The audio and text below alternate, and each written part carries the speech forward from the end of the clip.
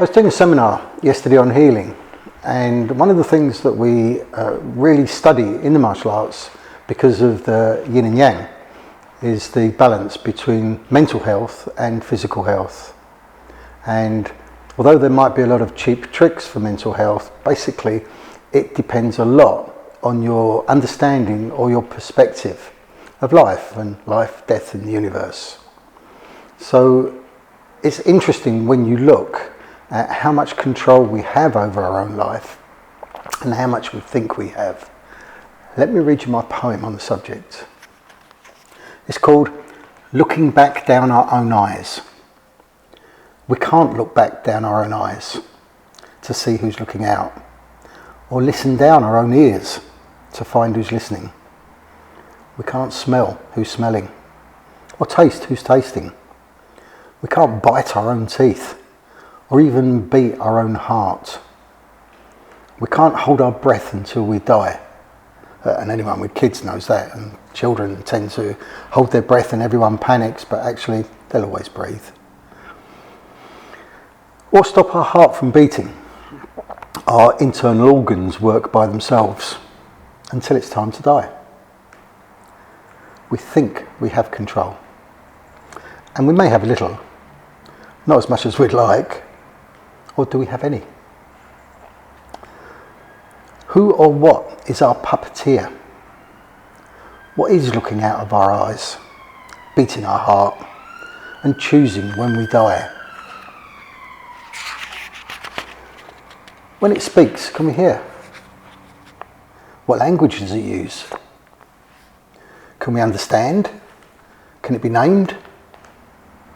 When we sit still and our mind is aware and focused, when it's sensitive and intense, then we can understand. Behind the fabric of life, underneath the theatre, there is a conversation that doesn't use words. Be still and hear it. Your body talks to you. So does the rest of the world, in a silent language, the one spoken by the gods, that which unifies everything. It is me. I was there all the time. I was lost, and now I'm found, just bigger than I thought I was. And that's what I meant by perspective. We spend our life trying to find the right perspective to put life into. There are always many influences around that try to narrow it down, that try to make it smaller. We get voices from everywhere on the outside telling us how we should be, what we should do, how we should think. But if you want the answers, you've got to go inside. And the thinking mind uses words. But the thinking mind is just a tool. The thinking mind's not who you are. Whereas I think it was Descartes said, I think, therefore I am. I'll put it around the other way. I am, therefore I think. Thinking is just a function of the brain. But when you meditate, that slows down. And the thinking gets slower and slower. And so a little bit like one of them heart monitors until it suddenly goes beep. And at that point, you get what the Buddhists would call absorption or samadhi. And at that point, you find out who you really are. You get that I am at one with the universe feeling, but you understand. There is a silent language. When you're doing your training, when you're doing your Neigong, when you're doing your Qigong, your body is talking to you. It might not be using words, but you can clearly understand it. Example is your dog. Your dog talks to you. You know when he's hungry, you know when he wants to go to the toilet. He lets you know. Your body also lets you know. The question is, can you listen to it? Can you hear it? Because if you can't, it will keep talking to you till in the end it has to shout. And that's when you break down.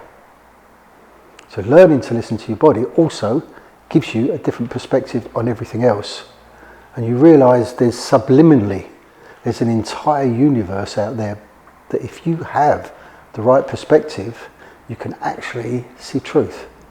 You can see what's really going on. So the purpose of meditation, and as meditation I class training, You know, the balance of yin and yang, the right perspective. You can read truth. You can see subliminally what's going on. You can see truth in action. So my advice is learn that silent language. Sometimes stop using words. Remember, words are only a tool. Words put you on the equivalent of dial-up internet. The wordless mind is like being on broadband. You can get to understand a lot more because you're not confined by the use of words. You get an understanding. Thank you.